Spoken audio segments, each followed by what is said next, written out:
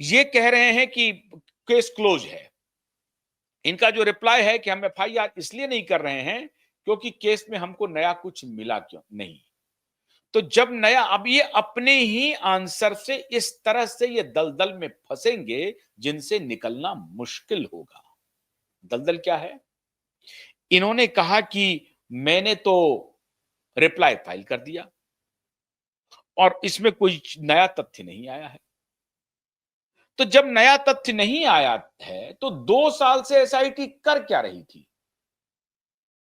SIT ने क्यों कहा कि हम सीन रिक्रिएट करेंगे? कहा, नहीं किया। मीडिया वालों को इनविटेशन दिया कि कल सुबह 10 बजे हम सीन रिक्रिएशन के लिए जा रहे हैं। वो सुबह कभी नहीं आई एसआईटी के लिए। वो 10 बजने का वक्त कभी नहीं आया एसआईटी के लिए। तो अगर कुछ कोई मैटर था ही नहीं तो सीन रिक्रिएशन की बात क्यों हुई? इसका जवाब क्या देंगे शैलेंद्र नगरकर जी? शैलेंद्र नगरकर जी जितनी चालाकी करेंगे ना, उतनी तेजी से शैलेंद्र नगरकर इस केस में फंसते चले जाएंगे और उनके वर्दी के उतरने का आधार बनता चला जाएगा। और शैलेंद्र नगरकर को यह मालूम नहीं है कि फर्जी केस बनाने और फर्जी अपीयरेंस करने का नतीजा क्या होता है। अभी पंजाब के कुछ बड़े सुपर कॉप को जेल की हवा खानी पड़ रही है रिटायरमेंट के कई साल के बाद भी। वो रिटायर कर चुके थे, 15-20 साल हो गए थे उनको। 70-80 के उम्र में जाकर के उनके खिलाफ अभी नोटिस निकला है और उनको जेल की हवा खानी पड़ रही है।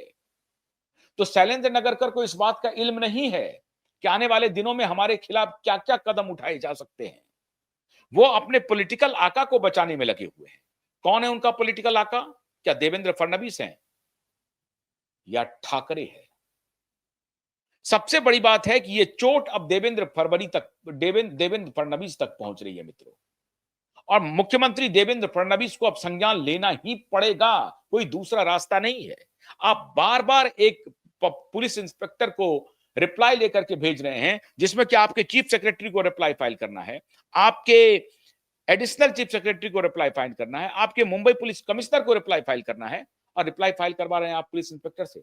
और पुलिस इंस्पेक्टर कह रहा है कि मुझे वक्त पर वक्त देते जाइए। मतलब तारीख पर तारीख लेने के लिए ये पता नहीं ये ठाकरे से क्या कोई पैसे की वाही कर रहा है, क्या कर रहा है भगवान जाने। ये क्यों 2 सप्ताह का वक्त दीजिए, 2 सप्ताह का वक्त दीजिए, 2 सप्ताह का वक्त, ये रट क्यों लगाए हुए है? जब इन्होंने रिप्लाई फाइल कर दिया तो हियरिंग शुरू हो जानी चाहिए ना।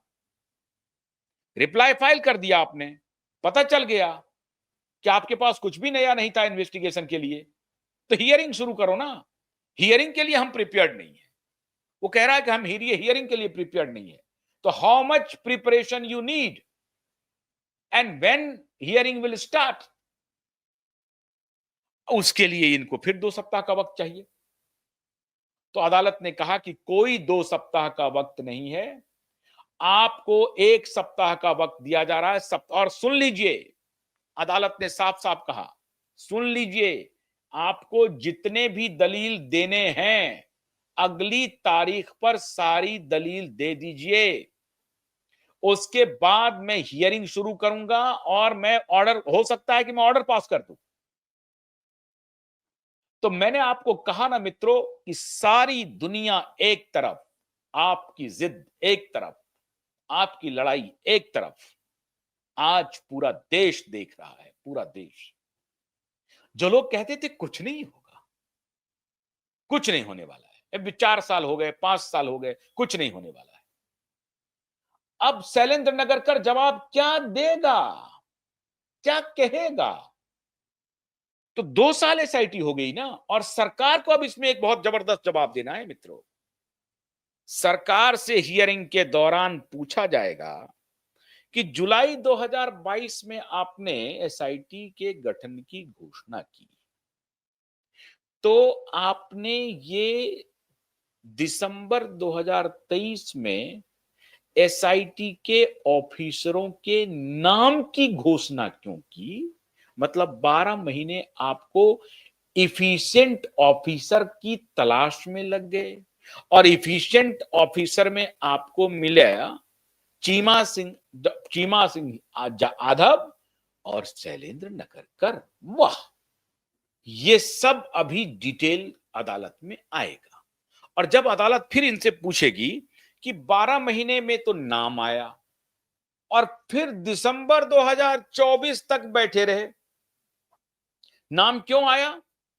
22 जुलाई 2022 से लेकर के दिसंबर 2023 तक सरकार के कान पे जूं तक नहीं रहेगा कि हम एसआईटी के अधिकारियों के नाम की घोषणा करें।